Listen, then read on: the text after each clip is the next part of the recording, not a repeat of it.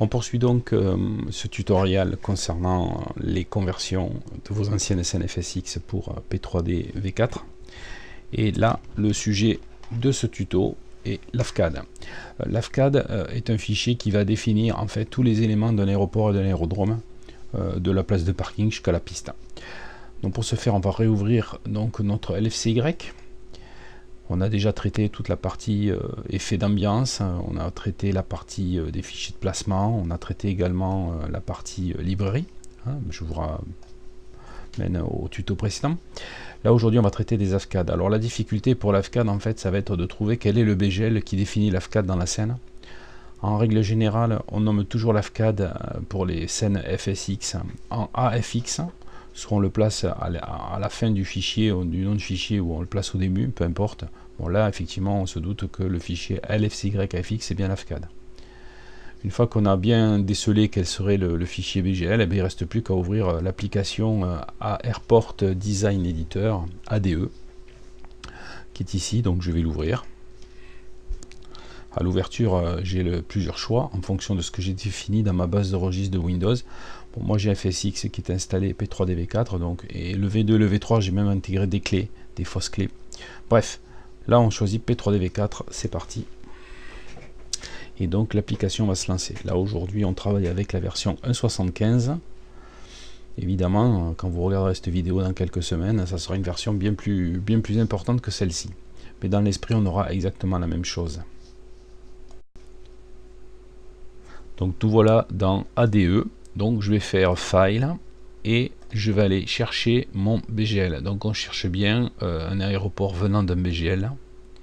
En l'occurrence ici, ça sera le fichier LFCYFX. De toute façon, vous n'avez pas de souci à vous faire. Si vous n'arrivez pas à déceler l'AFCAD, eh vous allez tester les BGL un après l'autre jusqu'à ce que ça fonctionne. Je vais en prendre un au hasard pour vous montrer ce que ça fait quand c'est pas un AFCAD. Tout simplement, voilà, on me dit que ce fichier ne contient pas d'aéroport. Donc je vais aller chercher donc mon AFCAD, le fichier donc AFX, et il va s'ouvrir. C'est mieux. Donc il y a des petites choses qu'il va falloir faire. La conversion en elle-même en 64 bits n'est pas forcément le but recherché premier de ce tuto. C'est plutôt de vous apprendre aussi à faire un petit peu de ménage et de réactualiser l'AFCAD tant qu'à faire pour votre scène. Donc dans un premier temps, sous P3D, la représentation 3D des manchères n'a jamais été formidablement bien réussie. Ça c'est mon avis personnel.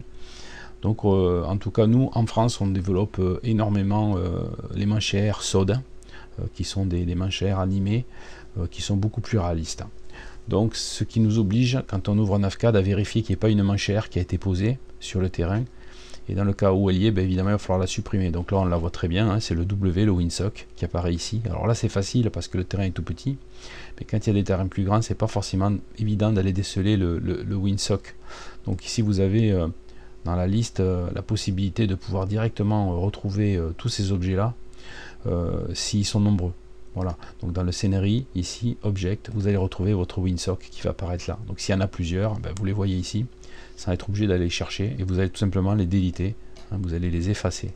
Donc là on a effacé la manchère par défaut, ce qui fait que quand vous allez utiliser la manchère SOD, vous n'aurez plus que celle-ci, et l'autre aura disparu. Donc ça c'est la première chose à faire, qui n'a presque rien à voir d'ailleurs avec P3D au sens propre de la conversion, mais en tout cas pour virer la manchère, c'est indispensable de passer par là. Ensuite, la deuxième chose qu'il va falloir faire, c'est s'assurer que les taxiways sont bien visibles.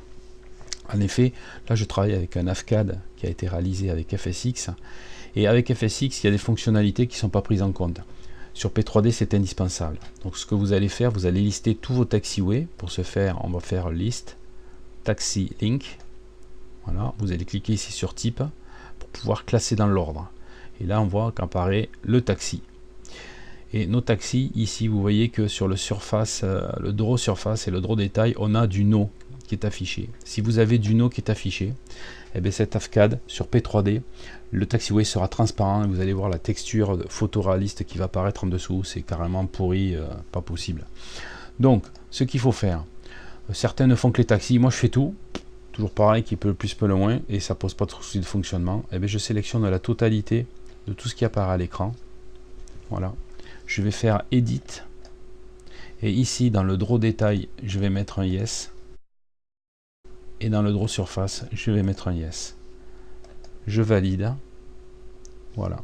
Et maintenant, ma colonne surface draw et draw détail et taille S de partout. Ça, c'est indispensable pour P3D. Je peux fermer. Donc, j'ai enlevé mon enchère.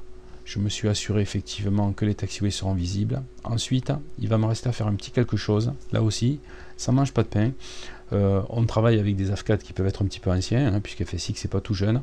Donc il est possible que le terrain ait été réactualisé depuis. Donc pour ce faire, je vais aller ouvrir la carte VAC du terrain. Elle est ici, pof.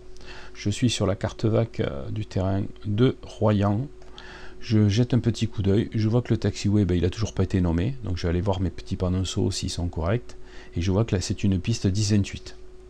Je vous rappelle au passage que la déclinaison magnétique évoluant tous les ans, il arrive de temps à autre qu'une piste puisse changer de direction, et du coup, ici, on change aussi son numéro. Bon, là c'est du 1028, c'est bon, ça bouge pas, mais si vous deviez changer le numéro de la piste, puisque l'AFCAD est un petit peu ancien, vous allez tout simplement double-cliquer sur votre piste et changer son numéro ici. Donc si c'était pas une 1028 mais une 0927, vous validez 0927 et automatiquement le changement est fait. Donc ça c'est assez pratique, parce que si vous utilisez AFCAD un petit peu vieux, vous pouvez les réactualiser facilement sans vous casser la tête. Voilà. Donc là on vérifie bien que le numéro de piste est bon, après on vérifie les petits panneaux qui soient bons. Donc là on est bien sur de la 1028. Alors, quand c'est le petit rond est à gauche, c'est dans le sens de la vue, c'est-à-dire que c'est dans la vue bas vers haut. Là, vous voyez que le gauche, il est de l'autre côté pour celui qui descend. Effectivement, la piste 28 gauche 10 droite, elle est là, c'est une piste en herbe, qui n'a pas été d'ailleurs matérialisée sur l'AFCAD. Donc on vérifie que les panneaux sont bien. S'il fallait éventuellement rajouter une lettre, imaginons que ce soit le taxiway alpha, pareil, vous pouvez double-cliquer dessus. Voilà. Et ici, vous allez rentrer alpha. Et vous, du coup, vous avez un petit panneau qui est réactualisé avec le nom du taxiway. Là, c'est pas le cas, on a vérifié sur la carte VAC. Donc, on touche à rien. Bon, écoutez, ma foi, c'est pas trop mal. Le but du tuto, c'est pas de faire de l'AFCAD, c'est de pouvoir convertir des vieux AFCAD à la technologie P3DV4 et au passage, en réactualisant éventuellement ce qui peut l'être. Une fois que vous avez fini cette opération-là, il ne vous reste plus qu'à compiler le travail réalisé en cliquant le bouton compiler. Voilà, on va aller se mettre dans le dossier de la scène. Soit vous reprenez le même nom et il va l'écraser. Ou alors, si vous voulez pas vous embêter, moi c'est ce que je fais, après chacun fait ce qu'il veut. Je renomme le fichier, je vais l'appeler 64 bits. Je vais enregistrer mon travail. Je le compile. La compilation est terminée.